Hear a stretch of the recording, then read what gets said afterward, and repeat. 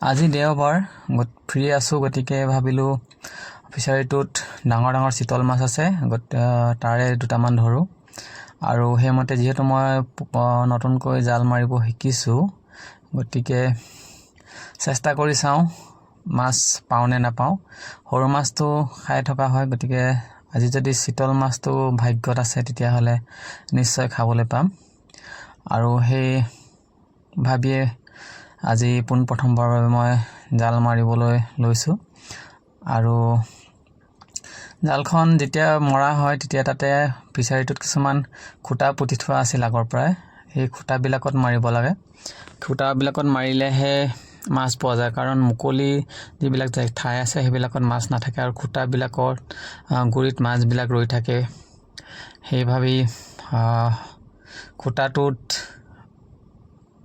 যিবিলাক খুঁটা আছে সেইবিলাকত মাৰিছিলোঁ। আৰু 2-3 বাৰমান তেনেকৈ মৰাৰ পাছত এটাও মাছ অহা নাছিল পোনপ্ৰথম। তাৰপাছত মাজলৈ নামি গৈ অলপ পানীখিনি যেতিয়া হিলাই দিয়া হ'ল তেতিয়া মাছবিলাক অলপ কাষলৈ আহিল। আৰু তাৰপিছত পুনৰ যেতিয়া খুঁটাত মাৰিব ধৰিলোঁ তেতিয়া এটা দুটাকৈ লাহে লাহে মাছ আহিব ধৰিলে। প্ৰথম অৱস্থাত অৱশ্যে ডাঙৰ যিকেইটা চিতল আছিল সেইকেইটা অহা নাছিল, কিন্তু শেষলৈ আৰু অলপ চেষ্টা কৰাৰ পিছত এটা প্ৰায় 4 কেজিমানৰ চিতল ধৰিবলৈ সক্ষম হ'লোঁ।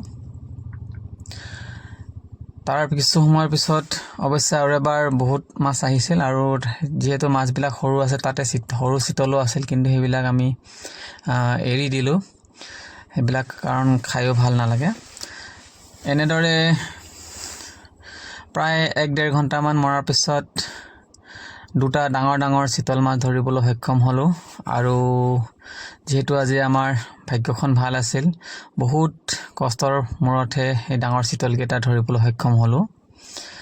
বাকী যিবিলাক সৰু সুৰা আমি চিতল পাইছিলোঁ সেইবিলাক চিতল হওক বা বাকী সৰু মাছ আছিল সেইবিলাক আমি এৰি দিছিলোঁ, কাৰণ সেইবিলাক ভৱিষ্যতে এটা ডাঙৰ ডাঙৰ মাছ হ'বগৈ। আৰু এই ছানডেটো খুব সুন্দৰকৈ পাৰ হ'ল, আৰু ভবামতেই দুটা ডাঙৰ ডাঙৰ চিতল পাবলৈ সক্ষম হ'লোঁ।